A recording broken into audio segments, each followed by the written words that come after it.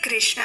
आज वर्ष 2025 का पहला दिन है और आप सभी को इस नूतन दिन की बहुत सारी शुभकामनाएं। तो चलिए आज से प्रारंभ होने वाले वर्ष 2025 के पहले दिन की शुरुआत हम भगवान श्री हरि की सुंदर कथा से करते हैं। इस समय हम पौष मास की पवित्र कथाओं को सुन रहे हैं और हमारी इसी कथा श्रृंखला की कड़ी को आगे बढ़ाते हुए आइए श्रवण करते हैं आज की कथा का। अपने पति के विषय में पूर्व वृत्तांत सुनाने के बाद शुकरी ने अब अपने पूर्व जन्म का इतिहास कहना आरंभ किया। उसने महारानी से कहा, कलिंग उड़ीसा नाम से प्रसिद्ध एक सुंदर देश है। वहाँ श्रीपुर नाम का एक नगर था। उसमें वसुदत्त नाम के एक ब्राह्मण निवास करते थे। वे सदैव सत्य धर्म में तत्पर, वेद वेत्ता, ज्ञानी, तेजस्वी, पुण्यवान और धन धान्य से संपूर्ण थे। उनके अनेक पुत्र और पौत्र थे और मैं वसुदत्त ब्राह्मण की पुत्री थी। मेरे और भी कई भाई,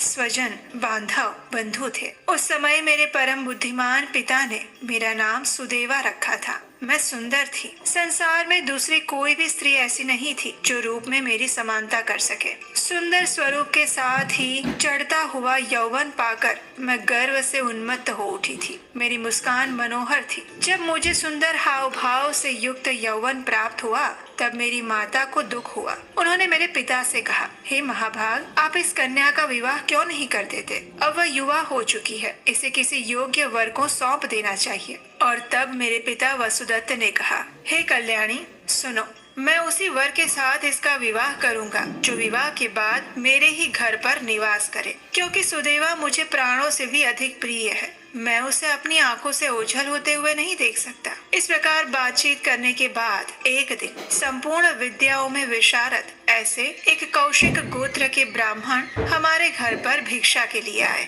उन्होंने वेदों का पूर्ण अध्ययन किया हुआ था। वे बड़े सुंदर स्वर से वेद मंत्रों का उच्चारण करते थे। उन्हें आया देखकर मेरे पिता ने पूछा, हे विद्वान, आप कौन है? आपका नाम, कुल, गोत्र और आचार क्या है? तब उस ब्राह्मण कुमार ने कहा, कौशिक वंश में मेरा जन्म हुआ है। मैं वेद वेदांगों का पारंगत विद्वान हूँ। मेरा नाम शिव शर्मा है। मेरे माता पिता अब इस संसार में नहीं रहे। जब शिव शर्मा ने इस प्रकार अपना परिचय दिया तब मेरे पिता ने शुभ लग्न में उनके साथ मेरा विवाह कर दिया। अब उनके साथ ही मैं अपने पिता के घर पर रहने लगी। लेकिन माता पिता के धन के घमंड के कारण मैंने अपनी विवेक शक्ति खो दी थी। मुझ पापिनी ने कभी भी अपने स्वामी की सेवा नहीं की। मैं सदैव उन्हें क्रूर दृष्टि से देखती। वास्तव में मुझे कुछ व्यभिचारिणी स्त्रियों का संग हो गया था और इसी संग दोष के कारण मेरे मन में भी वैसा ही भाव आ गया था। मैं यहाँ तहाँ स्वच्छंदता पूर्वक घूमती फिरती रहती।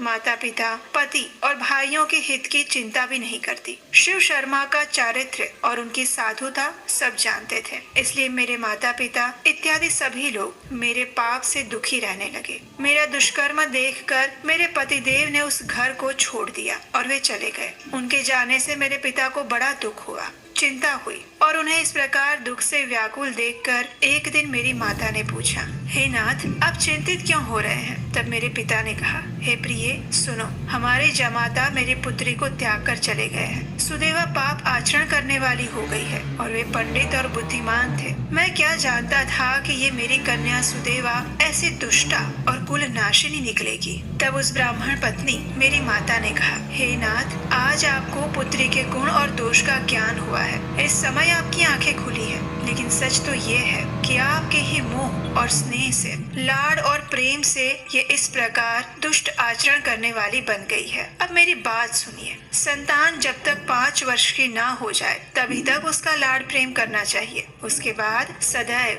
संतान की शिक्षा की ओर ध्यान देना चाहिए और फिर उसका पालन पोषण करना चाहिए। नहलाना, धुलाना, उत्तम वस्त्र पहनाना, अच्छे खान पान का प्रबंध करना, ये सब बातें संतान की पुष्टि के लिए आवश्यक हैं और साथ ही अपने पुत्रों को उत्तम गुण और विद्या की ओर भी लगाना चाहिए। पिता का कर्तव्य है कि वो संतान को सद्गुणों की शिक्षा देने के लिए कठोर बने, केवल पालन पोषण के लिए उसके प्रति मोह और ममता दिखाए, पुत्र के सामने कदापि उसके गुणों का वर्णन ना करे, उसे राह पर लाने के लिए कड़ी फटकार सुनाए और इस प्रकार उसे साधे जिससे वो विद्या और गुणों में सदा ही निपुण होता जाए। जब माता अपनी कन्या को, सास अपनी पुत्र वधू को और गुरु अपने शिष्यों को ताड़ना देता है तभी वे सीधे होते हैं। इसी प्रकार पति अपनी पत्नी को और राजा अपने मंत्री को दोषों के लिए कड़ी फटकार सुना सकते हैं। शिक्षा बुद्धि से ताड़न और पालन करने पर संतान सद्गुणों द्वारा प्रसिद्धि प्राप्त करते हैं। शिव शर्मा उत्तम ब्राह्मण थे। उनके साथ रहने पर भी इस कन्या को आपने घर में निरंकुश बना रखा था और इसी से उच्छृंखल हो जाने के कारण वो नष्ट हुई है। पुत्री अपने पिता के घर में रहकर जो पाप करती है उसका फल माता पिता को भोगना पड़ता है और इसीलिए समर्थ पुत्री को अपने घर में नहीं रखना चाहिए। जिससे उसका विवाह किया जाए उसी के घर में उसका पालन पोषण होना उचित होता है। वहाँ रहकर वो भक्ति पूर्वक जो भी उत्तम गुण सीखती है और पति की सेवा करती है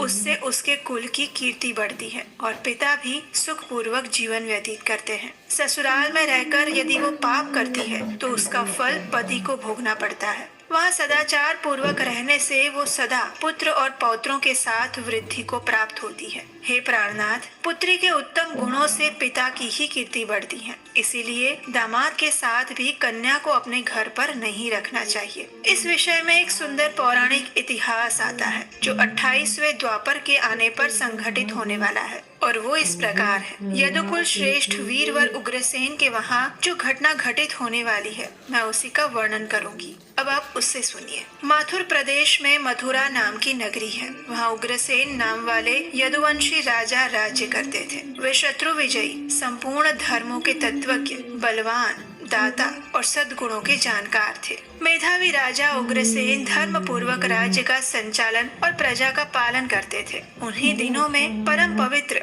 विदर्भ देश में सत्यकेतु नाम से प्रसिद्ध एक प्रतापी राजा हुए। उनकी एक पुत्री थी जिसका नाम पद्मावती था। वह सत्य धर्म में तत्पर और स्त्री समुचित गुणों से युक्त थी और इसलिए दूसरी लक्ष्मी के समान थी। मथुरा के राजा उग्रसेन ने उस सुंदर नेत्रों वाली पद्मावती से विवाह कर लिया। उसके स्नेह और प्रेम से वे मुक्त हो चुके थे। पद्मावती को वे प्राणों से भी अधिक प्यार करने लगे और उसे साथ लिए बिना भोजन भी नहीं करते थे। उनके साथ क्रीड़ा और विलास में ही राजा का समय बीतने लगा। उसके बिना वो एक क्षण भी नहीं रह पाते और इस प्रकार उन दोनों दंपति में बड़ा प्रेम था। कुछ काल के बाद विदर्भ नरेश सत्यकेतु ने अपनी पुत्री पद्मावती को याद किया। उसकी माता उसे ना देखने के कारण दुखी हो चुकी थी। उन्होंने मथुरा नरेश उग्रसेन के पास अपने दूत को भेजा और दूत ने आकर राजा से आदर पूर्वक कहा, हे महाराज, विदर्भ नरेश सत्यकेतु ने अपनी कुशल कहलाई है और आपका कुशल समाचार पूछा है। यदि उनका प्रेम और स्नेहपूर्ण अनुरोध आपको स्वीकार हो तो राजकुमारी पद्मावती को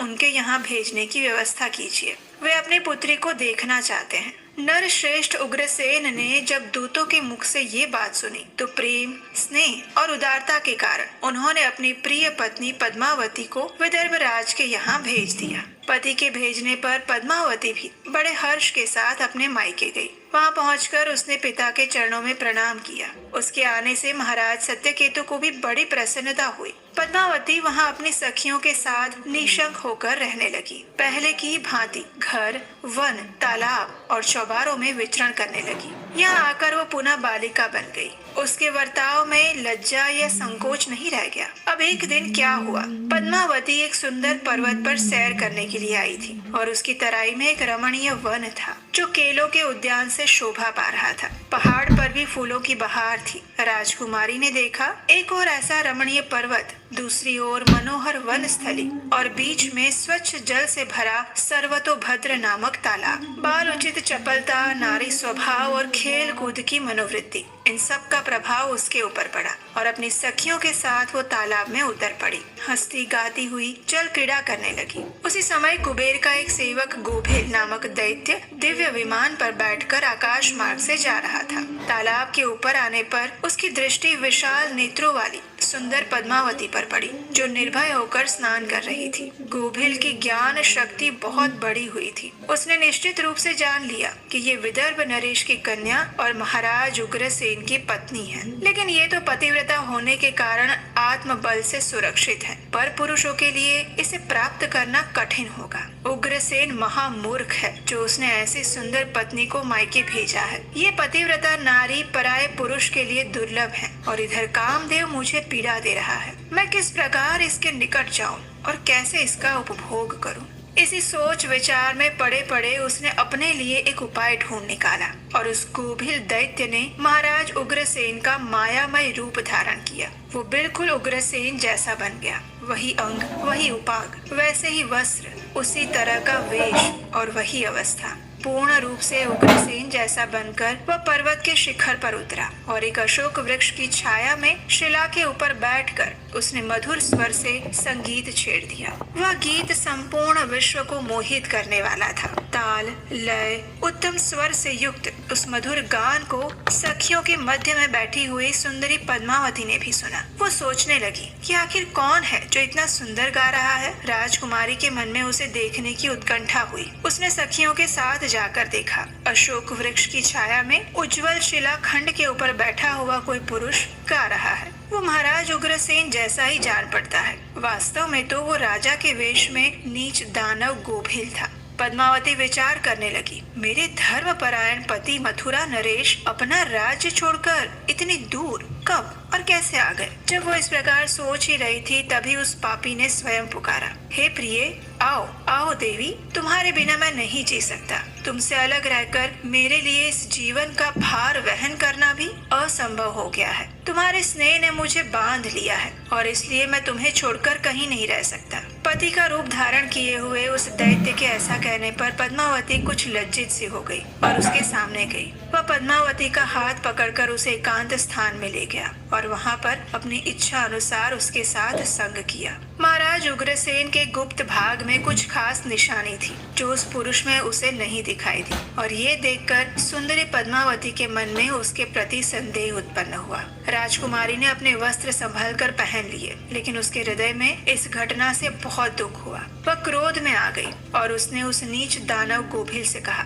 हे नीच, जल्दी बता तू कौन है? तेरा आकार दानव जैसा है, तू पाप आचार्य और निर्दयी है। ये कहते कहते आत्मग्लानि के कारण उसकी आंखें भर आई। वह श्राप देने को उद्यत हुई और उसने कहा, हे दुरात्मन, तूने मेरे पति के रूप में आकर मेरे साथ छल किया है और इस धर्ममय शरीर को अपवित्र करके मेरे उत्तम पतिव्रत्य का नाश किया है। अब यही तू मेरा भी प्रभाव देख ले। मैं तुझे अत्यंत कठोर श्राप दूंगी। उसकी ये बात सुनकर गोभिल ने कहा, पतिव्रता स्त्री, भगवान श्री विष्णु और उत्तम ब्राह्मण के भय से तो समस्त राक्षस और दानव दूर भागते हैं। मैं दानव धर्म के अनुसार ही इस पृथ्वी पर विचर रहा हूँ। पहले मेरे दोष का विचार करो, किस अपराध पर तुम मुझे श्राप देने को उद्यत हुई हो। तब उस पद्मावती ने कहा, हे पापी, मैं साध्वी और पतिव्रता हूँ। मेरे मन में केवल अपने पति की कामना है। मैं सदा उन्हीं के लिए तपस्या किया करती हूँ। मैं अपने धर्म मार्ग पर स्थित थी, किंतु तूने माया रचकर मेरे धर्म के साथ मुझे भी नष्ट कर दिया और इसीलिए हे दुष्ट, तुझे भी मैं भस्म कर डालूंगी।